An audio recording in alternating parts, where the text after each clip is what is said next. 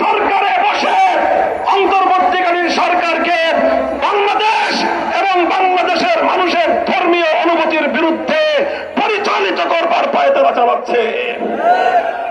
আমরা স্পষ্ট ভাষায় বলছি, আমি আবারও বলছি, আজ হেফাজতে ইসলাম বাংলাদেশ তার প্রাথমিক প্রতিবাদ জানাচ্ছে, প্রাথমিক অনুভূতি ব্যক্ত করছে। যদি আপনারা আপনাদের এই আত্মঘাতী সিদ্ধান্ত যদি প্রত্যাহার না করেন, এদেশের সকল রাজনৈতিক দল এবং সকল স্টেক হোল্ডার, সমাজের প্রতিনিধিত্বশীল প্রতিটি শ্রেণীর সাথে পর্যায়ক্রমে আলোচনা করে সকল এজেন্ডাগুলো জাতির সামনে উপস্থাপন করে নীতি নির্ধারণী সিদ্ধান্ত গ্রহণ করতে হবে।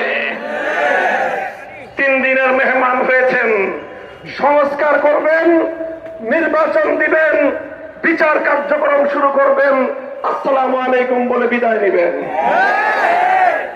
আপনাদেরকে এদেশের বছরের পর বছরের জন্য এইভাবে নীতি নির্ধারণী, জাতির ভাগ্য নির্ধারণী সিদ্ধান্ত গ্রহণ করবার অধিকার কে দিয়েছে? আপনারা আপনাদের ঘোষণা অনুযায়ী আছেন আর 6 মাস, 3 বছরের চুক্তি করেন। এদেশের আমাদের মানুষের কাঁধের উপর, জনগণের কাঁধের উপর কোন জগদ্দল পাথর চাপিয়ে দিয়ে যেতে চান? 1 বছর ভালোই কেটেছে, 6টা মাস আছেন, ভালোই ভালোই চলে যান।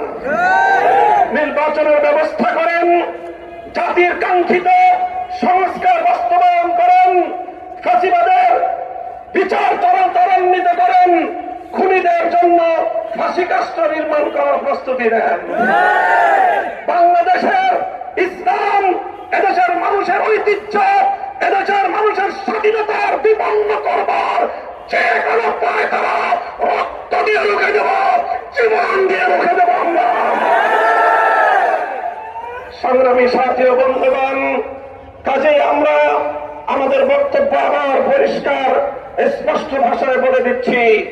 গতকালকের আমাদের অন্তর্বর্তীকালীন সরকারের নীতিগত সিদ্ধান্ত, জাতিসংঘের মানবাধিকার কমিশন সংক্রান্ত সেই সিদ্ধান্তকে হেফাজতে ইসলাম প্রত্যাখ্যান করছে। হেফাজতে ইসলাম এই সিদ্ধান্ত মানে না, এই সিদ্ধান্ত কার্যকর